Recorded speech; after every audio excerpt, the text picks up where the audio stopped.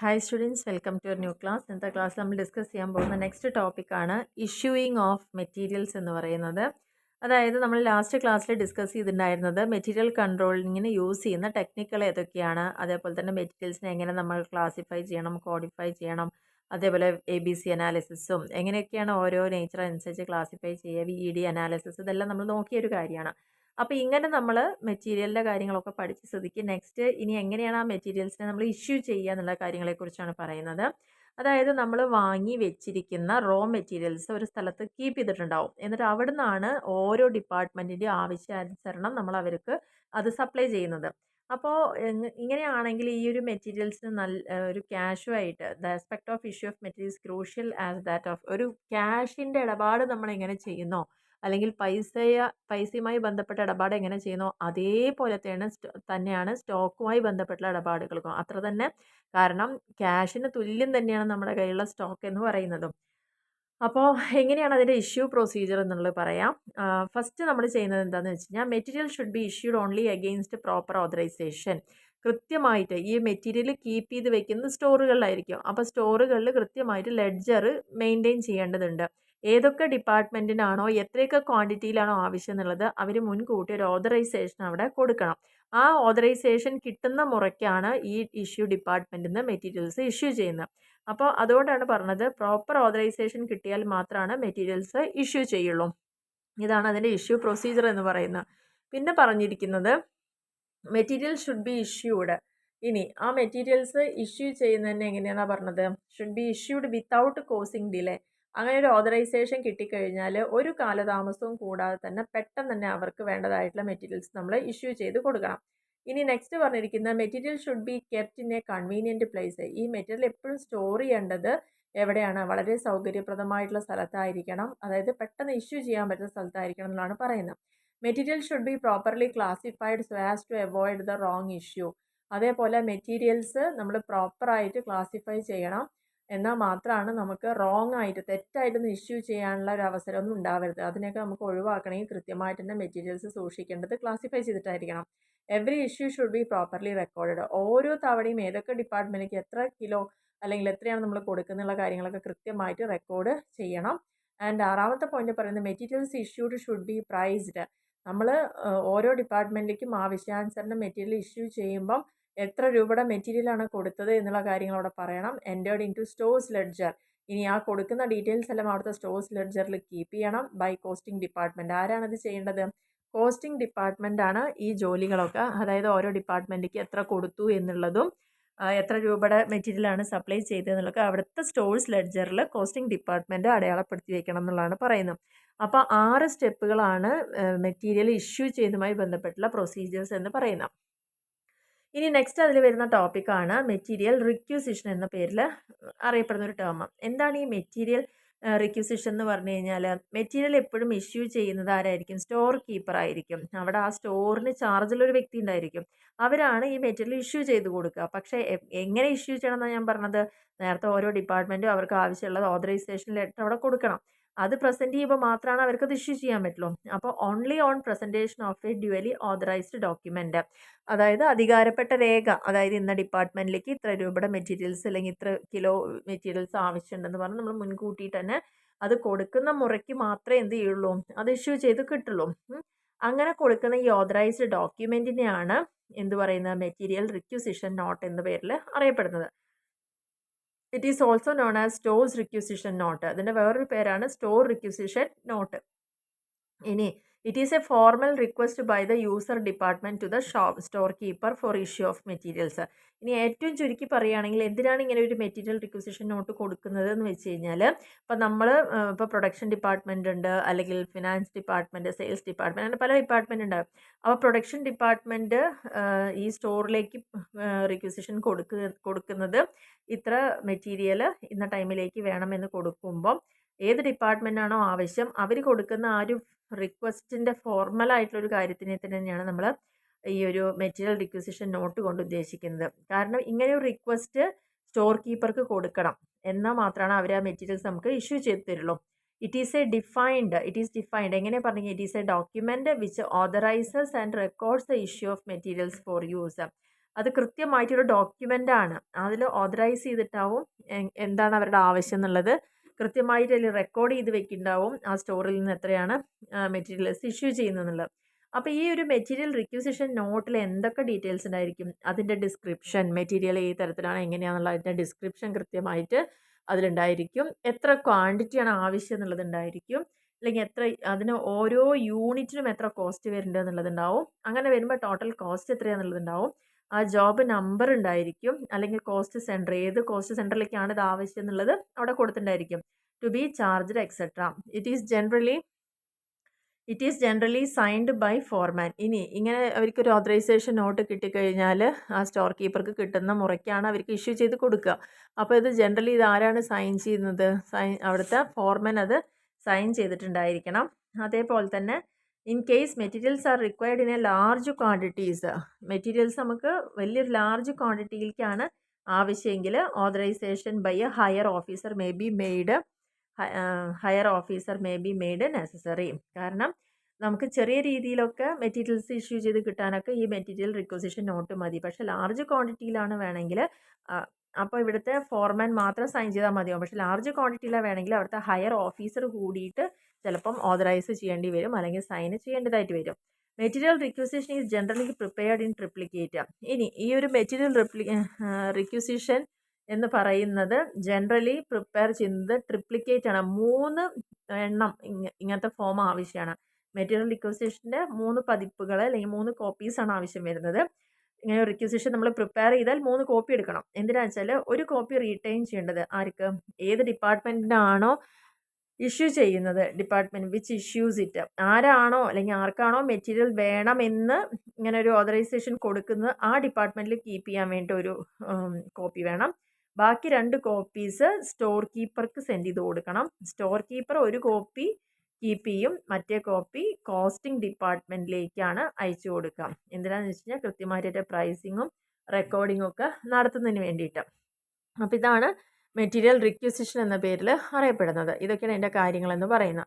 ഇനി bill of material ഉണ്ട്. Bill of material പറഞ്ഞാൽ as soon as an order is received the engineering or planning department prepare bill of material. അപ്പോൾ issue procedure 6 നമ്മൾ പറഞ്ഞു. അതിന് ശേഷം ഏതെങ്കിലും ഡിപ്പാർട്ട്മെൻറ്റിന് മെറ്റീരിയൽ ആവശ്യമുണ്ടെങ്കിൽ അവർ മെറ്റീരിയൽ റിക്വസിഷൻ നോട്ട് പ്രിപ്പയർ ചെയ്യണം. അത് ഇഷ്യൂ ഡിപ്പാർട്ട്മെൻറ്റിൽ കൊടുക്കണം. സ്റ്റോർ കീപ്പർ അത് വെരിഫൈ ചെയ്ത് ഫോർമാൻ സൈൻ ചെയ്തിട്ടാണ് അതിൽ ഡീറ്റെയിൽസ് ഉണ്ടായിരിക്കും. എത്ര മെറ്റീരിയലാണ്, എത്ര ഡിസ്ക്രിപ്ഷൻ, അതിൻ്റെ ക്വാണ്ടിറ്റി, അതിൻ്റെ യൂണിറ്റ് കോസ്റ്റ്, ടോട്ടൽ കോസ്റ്റ്, അങ്ങനെ എല്ലാ ഡീറ്റെയിൽസും ഉണ്ടായിരിക്കും. എന്നിട്ട് ചെറിയ രീതിയിൽ ആവശ്യമുള്ള വെച്ചാൽ ഫോർമാൻ സൈൻ ചെയ്താൽ മതി. പക്ഷേ വൻതോതിലാണ് നമുക്ക് ക്വാണ്ടിറ്റി ആവശ്യമെങ്കിൽ അവിടുത്തെ ഹയർ ഓഫീസർ കൂടി ചെയ്യണമെന്ന് പറഞ്ഞിട്ടുണ്ട്, സൈൻ ചെയ്യണമെന്ന് പറഞ്ഞിട്ട് 3 കോപ്പി വേണമെന്ന് പറഞ്ഞിട്ടുണ്ട്. 1 കോപ്പി ഇഷ്യൂയിങ് ഡിപ്പാർട്ട്മെൻറ്റിൽ സൂക്ഷിക്കാനും ബാക്കി 2 കോപ്പി സ്റ്റോർ കീപ്പർക്ക് പാസ് ചെയ്യാനും 1 കോപ്പി സ്റ്റോർ കീപ്പർ കീപ്പ് ചെയ്യാനും അവർ മറ്റേ കോപ്പി കോസ്റ്റിംഗ് ഡിപ്പാർട്ട്മെൻറ്റിലേക്ക് അയക്കാനുമാണെന്ന്. ഇത്രയാണ് ഇതിൻ്റെ ഒരു മെറ്റീരിയൽ റിക്വസിഷനുമായിട്ട് ബന്ധപ്പെട്ട് വരുന്ന കാര്യങ്ങൾ. ഇനി അടുത്താണ് ബിൽ ഓഫ് മെറ്റീരിയൽ എന്ന് പറയുന്നത്. അപ്പോൾ ഇങ്ങനെ ഒരു സംഭവം as soon as order is received the engineering or planning department prepares. ഇനി ഇങ്ങനെ വേണമെന്ന് പറഞ്ഞാൽ കിട്ടുന്ന ഒരു ഓർഡർ കിട്ടിയ താമസം തന്നെ എന്ത് ചെയ്യും? ഈ ഒരു ഡിപ്പാർട്ട്മെൻറ്റ് പ്രിപ്പയർ ചെയ്യുന്നതിനാണ് ബിൽ ഓഫ് മെറ്റീരിയൽസ് എന്ന് പറയുന്നത്. ബിൽ ഓഫ് മെറ്റീരിയലിൽ എന്താണ്ടായിരിക്കുക? List of material required for executing the order. എന്താണോ അവർക്ക് ഓർഡർ കിട്ടിയത് ആ ഓർഡർ നടപ്പിലാക്കുന്നതിന് വേണ്ടതായിട്ടുള്ള എന്തൊക്കെ മെറ്റീരിയൽസ് ഉണ്ടെന്നുള്ളതിൻ്റെ ലിസ്റ്റിനെയാണ് എന്ത് പറയുന്നത്? ബിൽ ഓഫ് മെറ്റീരിയൽസ് എന്ന് പറയുന്നത്. It gives the details of materials required and quantity of each item. അതിൽ കൃത്യമായിട്ടുണ്ടാവും ഏത് ഡിപ്പാർട്ട്മെൻറ്റിന് ഏത് മെറ്റീരിയൽ എത്ര ക്വാണ്ടിറ്റിയിൽ കൊടുക്കണം എന്നുള്ളത്. അതിനെയാണ് സ്പെസിഫിക്കേഷൻ ഓഫ് മെറ്റീരിയൽ എന്ന് പറയുന്നത്. ആ ഒരു ഡീറ്റെയിൽസ് കൊടുക്കുന്നതിനാണ് ഏത് മെറ്റീരിയൽ. ഇപ്പോൾ നമ്മൾ ഡിഫറെൻറ്റ് ടൈപ്സ് പഠിച്ചല്ലോ, ABC കാറ്റഗറി ഒക്കെ. അതിലപ്പോൾ ഏത് മെറ്റീരിയലാണ്, എത്ര ക്വാണ്ടിറ്റിയാണ് എന്നുള്ള കാര്യമൊക്കെ കൃത്യമായിട്ട് അവിടെ മെൻഷൻ ചെയ്യുമ്പോൾ അത് സ്പെസിഫിക്കേഷൻ ഓഫ് മെറ്റീരിയൽ ആയിട്ട് മാറുന്നത്. അവിടെ 4 കോപ്പി വേണം. ബിൽ ഓഫ് മെറ്റീരിയൽ 4 കോപ്പിയാണ് യൂഷ്വലി പ്രിപ്പയർ ചെയ്യേണ്ടത്. 1 കോപ്പി പ്രൊഡക്ഷനിലേക്ക് അയക്കണം, സ്റ്റോറിലേക്ക്, പിന്നെ കോസ്റ്റിംഗ് ഡിപ്പാർട്ട്മെൻറ്റിലേക്ക്. 1 copy is retained by planning department. അപ്പോൾ 4 കോപ്പി ഉള്ളതിലത്തെ 1 കോപ്പി പ്ലാനിംഗ് ഡിപ്പാർട്ട്മെൻറ്റും ബാക്കി 3 കോപ്പികളായിട്ട് ഒന്ന് പ്രൊഡക്ഷനിലോ ഒന്ന് സ്റ്റോറിലോ ഒന്ന് കോസ്റ്റിങ്ങിലൊക്കെ ആയിരിക്കും കൊടുക്കുക. നെക്സ്റ്റ് പറയുന്നത് functions or advantages of bill of material. ഇനി എന്താണ് ഇത്തരത്തിലുള്ള ഒരു ബിൽ ഓഫ് മെറ്റീരിയലിൻ്റെ ഫങ്ഷൻ അല്ലെങ്കിൽ അതിൻ്റെ അഡ്വാൻറ്റേജ് എന്നുള്ളത് നോക്കാം. ഇങ്ങനെ നമ്മളൊരു ബിൽ ഓഫ് മെറ്റീരിയൽ പ്രിപ്പയർ ചെയ്യുമ്പോൾ ഇതൊരു advance intimation to all concerned of orders to be executed. അതായത് ഏതൊക്കെ ഡിപ്പാർട്ട്മെൻറ്റ് നമുക്കിങ്ങനെ ഓർഡർ കിട്ടി, എന്തൊക്കെ ഡീറ്റെയിൽസ് അതിൽ വന്നു എന്നതിനെക്കുറിച്ചൊരു അഡ്വാൻസ് മുൻകൂട്ടി ഒരു ഇൻറ്റിമേഷൻ കിട്ടാൻ, അതിനെക്കുറിച്ച് അറിവ് കിട്ടുന്നതിന് വേണ്ടിയിട്ട് ഈ ബിൽ ഓഫ് മെറ്റീരിയൽ നല്ലതാണ്. ആൻഡ് ക്ലറിക്കൽ വർക്കൊക്കെ ഇവിടെ കുറഞ്ഞു കിട്ടും. സ്റ്റേഷനറിക്ക് വേണ്ടിയിട്ടുള്ള ചിലവുകളൊക്കെ നമുക്ക് കുറയാം. അതേപോലെ തന്നെ സ്റ്റോർ കീപ്പറാണ് പർച്ചേസ് റിക്വസിഷന്, അയാൾക്ക് ഈ സ്റ്റോർ കീപ്പർക്ക് ഇത് കിട്ടിയാലാണ് പർച്ചേസ് റിക്വസിഷൻ ഇഷ്യൂ ചെയ്യാൻ പറ്റുള്ളൂ. It enables the costing department to asset the material cost of jobs easily. അതേപോലെ തന്നെ കോസ്റ്റിംഗ് ഡിപ്പാർട്ട്മെൻറ്റിന് ഇങ്ങനെ കിട്ടുകയാണെങ്കിൽ വളരെ ഈസി ആയിട്ട് തന്നെ മെറ്റീരിയൽ കോസ്റ്റൊക്കെ അവർക്ക് കാൽക്കുലേറ്റ് ചെയ്യാൻ പറ്റും. ഓവർ സ്റ്റോക്കിംഗ് ഒഴിവാക്കാൻ പറ്റും. അണ്ടർ സ്റ്റോക്കിംഗ് ഉണ്ടെങ്കിൽ അവർക്കതൊരു സൂചന കിട്ടും. ആൻഡ് ഔട്ട് ഓഫ് സ്റ്റോക്കാണ് ഡേഞ്ചർ ലെവലാണെങ്കിൽ അതിനെക്കുറിച്ച് ഡീറ്റെയിൽസും കിട്ടും. അപ്പോൾ ഇതാണ് ഇതിൻ്റെ പ്രത്യേകത അല്ലെങ്കിൽ അതിൻ്റെ ഇമ്പോർട്ടൻസ് എന്ന് പറയുന്നത്. ഇനി നെക്സ്റ്റ് പറഞ്ഞിരിക്കുന്നത് അടുത്ത പോയിൻ്റാണ് സ്റ്റോക്ക് വെരിഫിക്കേഷൻ എന്ന് പറയുന്നത്. ഈ സ്റ്റോക്ക് വെരിഫിക്കേഷൻ കൊണ്ട് ഉദ്ദേശിക്കുന്നത് തുടർച്ചയായിട്ട് ഒരു കൃത്യമായ ഇടവേളകളിൽ നമ്മുടെ കയ്യിലുള്ള അല്ലെങ്കിൽ സ്റ്റോറിലുള്ള ആക്ച്വൽ സ്റ്റോക്ക് എപ്പോഴും വെരിഫൈ ചെയ്തിരിക്കണം. എങ്ങനെ വെരിഫൈ ചെയ്യണം? നമ്മുടെ കയ്യിൽ ഓൾറെഡി സ്റ്റോക്ക് റെക്കോർഡുകൾ ഉണ്ടായിരിക്കും. ആ സ്റ്റോക്ക് റെക്കോർഡ് നോക്കിയിട്ട് അത് കൃത്യമായിട്ട്, അതായത് സ്റ്റോക്ക് റെക്കോർഡിനെ പറഞ്ഞ പേരാണ് ബിൻ കാർഡ് അല്ലെങ്കിൽ സ്റ്റോഴ്സ് ലെഡ്ജർ എന്നൊക്കെ പറയുന്നത്. അത് നോക്കിയിട്ട് വേണം കൃത്യമായിട്ട് എത്ര സ്റ്റോക്ക് പർച്ചേസ് ചെയ്തു, ഉണ്ടായിരുന്നു കയ്യിൽ, അതേപോലെ തന്നെ എത്രയൊക്കെ ഇഷ്യൂ ചെയ്തു, ബാലൻസ് എത്ര ഉണ്ട്, ഇനി റീ ഓർഡർ ചെയ്യേണ്ട ടൈമായോ എന്നുള്ളതൊക്കെ നമുക്ക് അറിയണമെങ്കിൽ ഇങ്ങനെ ഒരു സ്റ്റോക്ക് വെരിഫിക്കേഷൻ കൃത്യമായ ഇൻ്റർവെല്ലിൽ നമ്മൾ ചെയ്യണം എന്നുള്ളതാണ് പറയുന്നത്. ഇനി എന്താണ് സ്റ്റോക്ക് വെരിഫിക്കേഷൻ എന്നുള്ളത് കൃത്യമായി പറയുന്നുണ്ട്. It is the process of checking and confirming the physical quantity of stock. നമ്മളുടെ കയ്യിൽ ഇപ്പം എത്ര സ്റ്റോക്ക് ഉണ്ട് എന്ന് കൃത്യമായി എണ്ണി തിട്ടപ്പെടുത്തുന്ന ആ ഒരു പ്രോസസ്സിനെയാണ് സ്റ്റോക്ക് വെരിഫിക്കേഷൻ എന്ന് പറയുന്നത്. It ensures that material records match the actual stock available. കാരണം അങ്ങനെ വന്നു കഴിഞ്ഞാലാണ് നമുക്കറിയാൻ പറ്റുള്ളൂ ആക്ച്വൽ സ്റ്റോക്ക് എത്ര നമ്മുടെ കയ്യിൽ ഇപ്പോൾ ഒരു ആവശ്യത്തിന് എടുക്കാനുണ്ടാവും എന്നുള്ളതും ആ മെറ്റീരിയൽ റെക്കോർഡ് ചെയ്ത് വെച്ച ആ മെറ്റീരിയലായിട്ട് എപ്പോഴും മാച്ച് ചെയ്ത് പോവുകയും ചെയ്യുള്ളൂ. It is A part of internal control in inventory management. ഇനി ഇങ്ങനെ ചെയ്യുക എന്നുള്ളത് ഈ ഒരു സിസ്റ്റം ഇൻവെൻട്രി മാനേജ്മെൻറ്റിൻ്റെ ഭാഗമായിട്ട് പറയുന്നതാണ്. At the end of the verification, ആ വെരിഫിക്കേഷൻ കഴിഞ്ഞു കഴിഞ്ഞാൽ there may not be difference. Verification കഴിഞ്ഞാൽ ഒരിക്കലും അവ തമ്മിൽ, അതായത് ആക്ച്വൽ സ്റ്റോക്കും നമ്മുടെ മെറ്റീരിയൽ റെക്കോർഡിലുണ്ടായിരുന്ന സ്റ്റോക്കും തമ്മിൽ ഒരു ഡിഫറൻസും അവിടെ ഉണ്ടാവരുത്.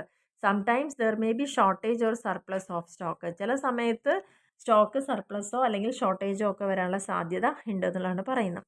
ഇനി ഈ സ്റ്റോക്ക് വെരിഫിക്കേഷൻ്റെ പർപ്പസ് എന്താണ്? ഇതിൻ്റെ ഉദ്ദേശം എന്ന് പറയുന്നത് ടു ഡിറ്റക്റ്റ് തെഫ്റ്റ്. നമ്മുടെ കയ്യിലുള്ള മെറ്റീരിയൽസ് മോഷ്ടിക്കപ്പെട്ടിട്ടുണ്ടോ, നഷ്ടം വന്നിട്ടുണ്ടോ, കേട് പറ്റിയിട്ടുണ്ടോ എന്നൊക്കെ അറിയുന്നതിന് വേണ്ടിയിട്ട് ഇങ്ങനെ ഒരു സ്റ്റോക്ക് വെരിഫിക്കേഷൻ ആവശ്യമാണ്. To correct discrepancies in stock record.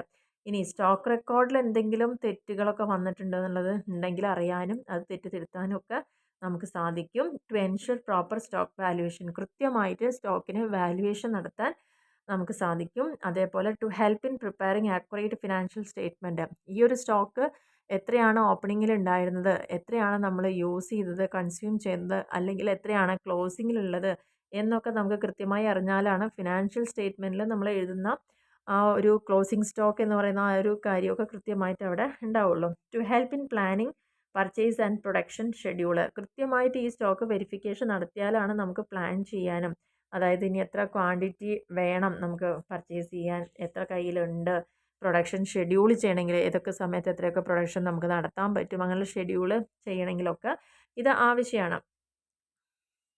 പിന്നെ പറഞ്ഞിരിക്കുന്നത് മെത്തേഡ്സ് ഓഫ് സ്റ്റോക്ക് വെരിഫിക്കേഷനാണ്. There are mainly 3 methods of stock verification. അപ്പോൾ അതിൽ 3 തരത്തിലാണ് സ്റ്റോക്കിനെ വെരിഫൈ ചെയ്യുക. ഒന്ന് പീരിയോഡിക് ആയിട്ടുള്ള മെത്തേഡ്സ് ഓഫ് സ്റ്റോക്ക് വെരിഫിക്കേഷൻ 3 തരമാണ്. പീരിയോഡിക് വെരിഫിക്കേഷൻ ഉണ്ട്, പെർപ്പച്വൽ വെരിഫിക്കേഷൻ ഉണ്ട്, സർപ്രൈസ് ചെക്കുകളുണ്ട്. പീരിയോഡിക് വെരിഫിക്കേഷൻ എന്ന് പറഞ്ഞാൽ നമ്മൾ സ്റ്റോക്ക് വെരിഫൈ ചെയ്യുന്നത് എല്ലാ കൃത്യമായിട്ടുള്ള ഇടവേളകളിലായിരിക്കും. അതായത് എല്ലാ വർഷവും അല്ലെങ്കിൽ എല്ലാ 6 മാസം കൂടുമ്പോൾ അതിനെയാണ് ഒരു കൃത്യമായ നിശ്ചിത ഇടവേളകൾ അല്ലെങ്കിൽ കൃത്യമായിട്ടുള്ള പീരിയോഡ്സ് എന്ന് പറയുന്നത്. Entire stock is checked at once. അപ്പോൾ ആ ഒരൊറ്റ തവണ തന്നെ നമ്മൾ ആ ഫുൾ സ്റ്റോക്ക് ചെക്ക് ചെയ്യുന്നതിനാണ് പീരിയോഡിക് വെരിഫിക്കേഷൻ. സാധാരണ അത് വർഷാവസാനമാണ് അത് ചെയ്യുന്നത്. പെർപ്പച്വൽ വെരിഫിക്കേഷൻ വരാറുണ്ട്. പെർപ്പച്വൽ വെരിഫിക്കേഷൻ പറഞ്ഞാൽ കണ്ടിന്യൂസ്ലി നമ്മൾ സ്റ്റോക്ക് ചെക്ക് ചെയ്തുകൊണ്ടേയിരിക്കുക. Records are updated regularly. എല്ലാ ദിവസവും എല്ലാ ഡിപ്പാർട്ട്മെൻറ്റ് റെക്കോർഡുകളും നമ്മൾ അപ്ഡേറ്റ് ചെയ്തുകൊണ്ടിരിക്കും. അതേപോലെ തന്നെ ഡിസ്ക്രിപ്പൻസീസ് ആർ ഐഡൻറ്റിഫൈഡ് ഏർലി. അതുകൊണ്ട് തന്നെ ഇവിടെ നമ്മൾ വർഷാവസാനമാണ് ചെക്ക് ചെയ്യുമ്പം ഒരുപാട് തെറ്റുകൾ ഉണ്ടാവാനും അല്ലെങ്കിൽ റോങ് ആയിട്ടുള്ള കാര്യങ്ങൾ അവിടെ സംഭവിക്കാനൊക്കെ സാധ്യത കൂടുതലാണ്. പക്ഷേ എപ്പം മാത്രമേ അതറിയുള്ളൂ? വർഷാവസാനം ചെക്ക് ചെയ്യുമ്പോൾ മാത്രമേ അറിയാൻ പറ്റുള്ളൂ. പക്ഷേ പെർപ്പച്വൽ വെരിഫിക്കേഷൻ പറഞ്ഞാൽ എന്താ? നമ്മുടെ റെക്കോർഡ്സ് എല്ലാം അപ് ടു ഡേറ്റ് ആയിരിക്കും. എല്ലാ ദിവസവും അതെല്ലാം വെരിഫൈ ചെയ്തിട്ട് നമ്മൾ അന്നത്തെ ദിവസത്തെ കാര്യങ്ങൾ ക്ലോസ് ചെയ്യുള്ളൂ. അങ്ങനെ വരുമ്പം അതാത് ദിവസത്തെ പ്രോസസ്സിൽ വന്ന ബുദ്ധിമുട്ട് നമുക്ക് അന്ന് തന്നെ ഐഡൻറ്റിഫൈ ചെയ്യാനും തെറ്റുകൾ കണ്ടുപിടിക്കാനും തെഫ്റ്റ് കണ്ടുപിടിക്കാനും എല്ലാറ്റിനും നമുക്ക് സാധിക്കുന്നു എന്നുള്ളതാണ്. പിന്നെ സർപ്രൈസ് ചെക്ക് ഉണ്ട്. സർപ്രൈസ് ചെക്ക് എന്ന് പറഞ്ഞു കഴിഞ്ഞാൽ ആരോടും ഒന്നും മുൻകൂട്ടി പറയാണ്ട് മാനേജ്മെൻറ്റ് പെട്ടെന്ന് വന്നിട്ട് തന്നെ ഒരു പ്ലാനിങ്ങും ഇല്ലാതെ തന്നെ പെട്ടെന്ന് ചെക്ക് ചെയ്യാം. അങ്ങനെ വന്നു കഴിഞ്ഞാലും എന്തെങ്കിലും കള്ളത്തരങ്ങൾ ഉണ്ടെങ്കിൽ കണ്ടുപിടിക്കാനൊക്കെ അവിടെ സാധിക്കും. It helps to prevent fraud. അങ്ങനെ 3 തരത്തിലാണ് സ്റ്റോക്ക് വെരിഫിക്കേഷൻ്റെ മെത്തേഡുകൾ വരുന്നത്. നെക്സ്റ്റ് പറയുന്നത് സ്റ്റോക്ക് വെരിഫിക്കേഷൻ്റെ പ്രാധാന്യമാണ്, ഇമ്പോർട്ടൻസ് ആണ്. സ്റ്റോക്ക് വെരിഫൈ ചെയ്യുമ്പോൾ നമുക്ക് കറക്റ്റായിട്ട് കോസ്റ്റിംഗ്, ആക്യുറേറ്റ് കോസ്റ്റിങ്ങിന് അവിടെ ഹെൽപ്പ് ചെയ്യുന്നുണ്ട്. അതുപോലെ സ്റ്റോക്കുമായി ബന്ധപ്പെട്ട് വരുന്ന നഷ്ടങ്ങൾ ഒരു പരിധിവരെ തടയാൻ സാധിക്കും. ആൻഡ് ഇൻവെൻട്രീനെ നല്ല രീതിയിൽ കൺട്രോൾ ചെയ്യാൻ നമുക്ക് സഹായിക്കും. And identifying slow moving and non moving items, നമ്മളിങ്ങനെ കാറ്റഗറി തിരിച്ചുകൊണ്ട് സ്റ്റോക്കുകളെ എടുത്ത് വെക്കുമ്പോൾ നമുക്ക് കൃത്യമായിട്ട് ഐഡൻറ്റിഫൈ ചെയ്യാൻ പറ്റും ഏത് തരത്തിലുള്ള സ്റ്റോക്കുകളാണ് മെല്ലെ മൂവ് ചെയ്യുന്നത്, ഏതാണ് മൂവേ ചെയ്യാത്തത്, നമ്മൾ വാങ്ങി വെച്ചാലും ഉപയോഗിക്കേണ്ട ഒരു അവസരം വരാത്തത് ഏതൊക്കെയാണെന്നുള്ളതൊക്കെ പെട്ടെന്ന് നമുക്ക് കണ്ടുപിടിക്കാൻ പറ്റും. It reduces carrying cost by maintaining optimum stock level. എപ്പോഴും നമ്മളൊരു മിനിമം സ്റ്റോക്ക് ലെവൽ മെയിൻറ്റെയിൻ ചെയ്ത് പോവുകയാണെങ്കിൽ ഇടയ്ക്കിടയ്ക്ക് ഓർഡർ ചെയ്യേണ്ടതും അതിങ്ങോട്ട് കൊണ്ടുവരേണ്ടതായിട്ടുള്ള ആ ക്യാരിയിങ് കോസ്റ്റൊക്കെ നമുക്ക് റെഡ്യൂസ് ചെയ്ത് കിട്ടും. ഇത്രയാണ് സ്റ്റോക്ക് വെരിഫിക്കേഷൻ്റെ ഇമ്പോർട്ടൻസ് എന്ന് പറയുന്നത്. നെക്സ്റ്റ് പറഞ്ഞിരിക്കുന്നത് റീസൺസ് ഫോർ ഡിഫറൻസ്. ചിലപ്പോൾ സ്റ്റോക്ക് വെരിഫൈ ചെയ്യുമ്പോൾ നമ്മൾ പറഞ്ഞു ഓവർ സ്റ്റോക്കിങ്ങോ അണ്ടർ സ്റ്റോക്കിങ്ങോ ഒക്കെ ഉണ്ടാവാം, സർപ്ലസോ അങ്ങനെയുള്ള കാര്യങ്ങളൊക്കെ അവിടെ സംഭവിക്കാമെന്ന് പറയുന്നുണ്ട്, ഷോർട്ടേജൊക്കെ ഉണ്ടാവാം. എന്തുകൊണ്ടാണ് ഇങ്ങനെ ഒരു ഡിഫറൻസ് വെരിഫിക്കേഷനിൽ വരുന്നത്, അതിനുള്ള കാരണങ്ങൾ എന്തൊക്കെയാണെന്നുള്ളത്. ഒന്ന് ക്ലറിക്കൽ എറേഴ്സ് ആയിരിക്കാം. ക്ലറിക്കൽ എറേഴ്സ് എന്ന് പറഞ്ഞു കഴിഞ്ഞാൽ ഈ പല ഡിപ്പാർട്ട്മെൻറ്റിൽ നിന്നുള്ള റെക്യൂസേഷൻ കൊടുക്കലും മെറ്റീരിയൽ ഇഷ്യൂ ചെയ്യലും കീപ്പ് ചെയ്യലും അതുമായി ബന്ധപ്പെട്ട് വരുമ്പം ക്ലർക്ക് അല്ലെങ്കിൽ അതിൻ്റെ ഓതറൈസ് ചെയ്യപ്പെട്ട വ്യക്തി ചെയ്യുന്ന സ്റ്റേറ്റ്മെൻറ്റിൽ തെറ്റുകൾ സംഭവിച്ചുകൊണ്ടായിരിക്കാം. ക്ലറിക്കൽ എറേഴ്സ്, ചിലപ്പോൾ എഴുതുന്നത് വിട്ടു പോവുകയോ അല്ലെങ്കിൽ മാറ്റി എഴുതുകയൊക്കെ ചെയ്യാനുള്ള സാധ്യത ഉണ്ട്. അങ്ങനെ ഒരു എറർ കൊണ്ടായിരിക്കാം ചിലപ്പോൾ ഇത് രണ്ടും മാച്ച് ചെയ്ത് പോവാതിരുണ്ടാവുക. പിന്നെ ട്രാൻസാക്ഷൻ ചിലപ്പോൾ റോങ് ആയിട്ടുള്ള ബിൻ കാർഡിൽ എഴുതിയിട്ടുണ്ടായിരിക്കും. പിന്നെ placing in the wrong bin and wrong issue, തെറ്റായിട്ടുള്ള ബിൻ കാർഡിൽ എഴുത്തും റോങ് ആയിട്ട് തന്നെ അത് ഇഷ്യൂ ചെയ്ത് കൊടുത്തിട്ടുണ്ടായിരിക്കാം. ചിലപ്പോൾ ഓവറായിട്ട് ഇഷ്യൂ ചെയ്തിട്ടുണ്ടാവാം, ചിലപ്പോൾ അണ്ടർ ഇഷ്യൂ ആയിരിക്കും സംഭവിച്ചിട്ടുണ്ടാവുക. പിന്നെ ചിലത് പൊട്ടിപ്പോവാനും ചീത്തയാവാനും കേടുവരാനും ഒക്കെ സാധ്യതയുള്ള ഐറ്റംസ് ആണെന്ന് വെച്ചാൽ അങ്ങനെയും നമുക്ക് നഷ്ടങ്ങൾ സംഭവിച്ചിട്ടുണ്ടാവാം. അതുകൊണ്ടാണ് ചിലപ്പോൾ അത് മാച്ചായിട്ട് ഒത്തുപോവാത്തത്, അല്ലെങ്കിൽ ഒരേപോലെ നമ്മുടെ റെക്കോർഡിലുള്ള സ്റ്റോക്കും നമ്മുടെ കൈവശമുള്ള സ്റ്റോക്കും എപ്പോഴും മാച്ചായിട്ട് പോകണം. അത് ആവാത്തതിൻ്റെ ചില റീസൺസ് ഇതൊക്കെയാണ്. ഇനി പറഞ്ഞിരിക്കുന്നത് അൺഅവോയ്ഡബിൾ ആയിട്ടുള്ള കോസസ്സാണ്. നമുക്ക് ഇനി എത്ര തന്നെ നോക്കിയാലും കറക്റ്റ് ചെയ്യാൻ പറ്റാത്ത തരത്തിലുള്ള കുറച്ച് കോസ്റ്റുകളുണ്ട്, അല്ലെങ്കിൽ ഒഴിവാക്കാൻ പറ്റാത്ത കുറച്ച് കോസ്റ്റുകളുണ്ട്. അതാണ് losses due to inherent nature of material, example evaporation, shrinkage etcetera. ചില മെറ്റീരിയൽ നമ്മൾ എത്ര വാങ്ങി എങ്ങനെ സൂക്ഷിച്ചാലും ചിലപ്പോൾ അത് ബാഷ്പീകരിച്ച് പോവുക, അല്ലെങ്കിൽ അത് ചുരുങ്ങി ഇല്ലാതെയാവുക, അതിൻ്റെ വെയിറ്റ് കുറയുക, അങ്ങനത്തെ തരം മെറ്റീരിയൽ ഉണ്ട്. അതൊന്നും നമുക്ക് ഒരിക്കലും എന്ത് ചെയ്യാൻ പറ്റില്ല, അവോയ്ഡ് ചെയ്യാൻ പറ്റില്ല. Loss due to climatic condition, അതേപോലെ തന്നെ ചില പ്രത്യേക കാലാവസ്ഥ നമുക്ക് അനുകൂലമല്ലാത്തതുകൊണ്ട്, മെറ്റീരിയൽസിന് അനുകൂലമല്ലാത്തതുകൊണ്ട് ആ മെറ്റീരിയൽസ് അതുമൂലം നഷ്ടങ്ങൾ ഉണ്ടാവാം. Losses due to breaking the bulk issuing material in small lots. ചില സമയത്ത് എന്താണെന്ന് വെച്ച് കഴിഞ്ഞാൽ ബൾക്കായിട്ടുള്ള മെറ്റീരിയൽസ് കൊണ്ടുവന്ന് നമ്മളെ ചെറിയ ചെറിയ സ്മോൾ ലോട്ടുകളായിട്ട് മാറ്റുമ്പം അവിടെ നമുക്ക് കുറേ നഷ്ടങ്ങൾ ഉണ്ടായിരിക്കാം. പിന്നെ ചില മെറ്റീരിയൽ പറഞ്ഞാൽ കേടുവരുന്ന ഐറ്റംസ് ഉണ്ടായിരിക്കാം, എടുത്ത് വെച്ചാൽ കേടുവരുന്ന ഐറ്റംസ് ഉണ്ടായിരിക്കാം. അതായത് പെരിഷബിൾ നേച്ചറിൽ ഡിറ്റീരിയോറേഷൻ, അതിങ്ങനെ ഡിറ്റീരിയേറ്റ് ചെയ്യുക എന്ന് പറയുമ്പം അത് അഴുകി ഇല്ലാതെ ആവുക, പെരിഷ് ചെയ്യുക, നശിക്കുക, നശിച്ചു പോവുക, അതിനുള്ള സാധ്യതകളൊക്കെ അവിടെ കൂടുതലുണ്ട്. അപ്പോൾ ഇത്രയാണ് ഇന്നത്തെ ടോപ്പിക്കിൽ നമ്മൾ എക്സ്പ്ലെയിൻ ചെയ്തിരിക്കുന്നത്. ഒന്നാമത്തെ പോയിന്റിലെന്ന് പറയുന്നത് എന്താണ് ഇഷ്യൂയിങ് ഓഫ് മെറ്റീരിയൽ, അതിൻ്റെ ഇഷ്യൂ പ്രൊസീജിയേഴ്സ്, മെറ്റീരിയൽ റിക്വസിഷനും ബിൽ ഓഫ് മെറ്റീരിയൽ ഇമ്പോർട്ടൻ്റ് ആണ്. അതെല്ലാം ഒരു 3 മാർക്സിന് ചോദിക്കാം. അതേപോലെ എന്താണ് ബിൽ ഓഫ് മെറ്റീരിയലിൻ്റെ അഡ്വാൻറ്റേജും, പിന്നെ ഇമ്പോർട്ടൻറ്റ് ക്വസ്റ്റ്യൻ ആണ് വാട്ട് ഈസ് സ്റ്റോക്ക് വെരിഫിക്കേഷൻ എന്താണെന്നുള്ളത്. അതിൻ്റെ പർപ്പസ് എന്താണ്, അതിൻ്റെ മെത്തേഡ് എങ്ങനെയൊക്കെയാണ് സ്റ്റോക്കിനെ വെരിഫൈ ചെയ്യാൻ പറ്റുക, അതിൻ്റെ ഇമ്പോർട്ടൻസ് എന്തൊക്കെയാണ്. അപ്പോൾ ഈ ഒരു ടോപ്പിക്കൊക്കെ വളരെ പ്രാധാന്യമുള്ളതാണ്. പിന്നെ സ്റ്റോക്ക് വെരിഫിക്കേഷൻ ചെയ്യുമ്പോൾ ഡിഫറൻസ് ഉണ്ടാവാമെന്ന് പറഞ്ഞു. അതിനുള്ള കാരണങ്ങൾ എന്തൊക്കെയാണെന്നുള്ളത്, അത് അവോയ്ഡ് ചെയ്യാൻ പറ്റുന്ന കോസസ് ഉണ്ട്. ചില എന്താണ് കാരണങ്ങളെ നമ്മളൊന്ന് ശ്രദ്ധിച്ചാൽ അതൊക്കെ ഒഴിവാക്കാൻ പറ്റുന്നതാണ്. പക്ഷേ നമ്മൾ ലാസ്റ്റ് പറഞ്ഞത് അൺഅവോയ്ഡബിൾ ആണ്. എത്ര തന്നെ നമ്മൾ ശ്രദ്ധിച്ചാലും നമുക്ക് ഒഴിവാക്കാൻ പറ്റാത്തതായിട്ടുള്ള ചില ലോസസും അവിടെ ഉണ്ടായിരിക്കാം. അപ്പോൾ ഇത്രയാണ് ഇന്നത്തെ ഒരു ക്ലാസ്സിൽ നമ്മൾ എക്സ്പ്ലെയിൻ ചെയ്ത ടോപ്പിക്കുകൾ. അപ്പോൾ ക്ലാസ് എല്ലാവർക്കും ക്ലിയർ ആയെന്ന് വിചാരിക്കുന്നു. ക്ലാസ് ഇഷ്ടപ്പെടുകയാണെങ്കിൽ തീർച്ചയായിട്ടും ഒന്ന് ലൈക്ക് ചെയ്യാനും ഷെയർ ചെയ്യാനും കമൻറ്റ് ചെയ്യാനും ഒന്നും മറക്കരുത്. ഇനിയും സബ്സ്ക്രൈബ് ചെയ്യാതെ കാണുന്ന ആളുകളെയും തീർച്ചയായിട്ടും ഒന്ന് സബ്സ്ക്രൈബ് ചെയ്യുക, സപ്പോർട്ട് ചെയ്യുക. Okay, thank you. അതേപോലെ തന്നെ 3rd സെമസ്റ്ററിലുള്ള കുട്ടികൾക്ക് ബിസിനസ് ആൻഡ് കോർപ്പറേറ്റ് റെഗുലേഷൻ എന്നുള്ള പേപ്പർ ഇനി അത് കുറച്ച് സ്ലോ ആയിട്ട് എടുക്കുന്നുണ്ടാവുള്ളൂ, ഇപ്പോൾ അടുത്തൊന്നും എടുക്കുന്നുണ്ടാവില്ല. അപ്പോൾ അങ്ങനെ ആ ഒരു ക്ലാസ് ആവശ്യമുള്ള കുട്ടികളാണെങ്കിൽ നിങ്ങളെ ചാനലിൽ പ്ലേലിസ്റ്റ് പോയി ചെക്ക് ചെയ്ത് കഴിഞ്ഞാൽ നിങ്ങളുടെ മുൻ വർഷത്തെ ബാച്ചിലുള്ള കുട്ടികൾ പഠിച്ച സബ്ജക്റ്റ് അവിടെ കൊടുത്തിട്ടുണ്ട്. അത് സെയിം തന്നെയാണ് നിങ്ങൾക്കും വരുന്നത്. അപ്പോൾ അവിടെ നോക്കിയാൽ മതി, ബിസിനസ് റെഗുലേഷൻ എന്ന് പറഞ്ഞിട്ട് 3rd സെമസ്റ്റർ BBAക്ക് ബിസിനസ് റെഗുലേഷൻ എന്ന് പറഞ്ഞിട്ടൊരു പേപ്പർ അവിടെ ഓൾറെഡി ഫുള്ളായിട്ട് അപ്ലോഡ് ചെയ്തിട്ടുണ്ട്. അപ്പോൾ ആവശ്യമുള്ള കുട്ടികൾ അത് കണ്ടു കഴിഞ്ഞാൽ നിങ്ങളുടെ ബുക്കിൻ്റെ പകുതി ഭാഗം ബിസിനസ് റെഗുലേഷനാണ്. ബാക്കി വരുന്ന കമ്പനി കോർപ്പറേറ്റ് റെഗുലേഷൻ എന്ന് പറയുന്നത് ഇതേപോലെ പ്ലേലിസ്റ്റ് പോയി ചെക്ക് ചെയ്ത 4th സെമസ്റ്റർ BBAക്ക് ഒരു സബ്ജക്റ്റായിട്ട് പഠിക്കാനുണ്ട്. അപ്പോൾ അത് രണ്ടും തന്നെയാണ്, അതിലൊന്നും പ്രത്യേകിച്ച് ഒഴിവാക്കിയിട്ടില്ല.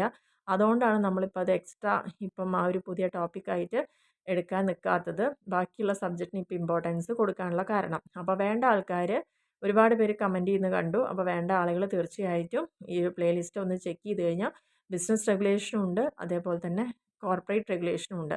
അപ്പോൾ നിങ്ങൾക്ക് ആവശ്യമുള്ള ടോപ്പിക്കുകൾ അതിൽ നിന്ന് കിട്ടുന്നതായിരിക്കും. Okay, thank you.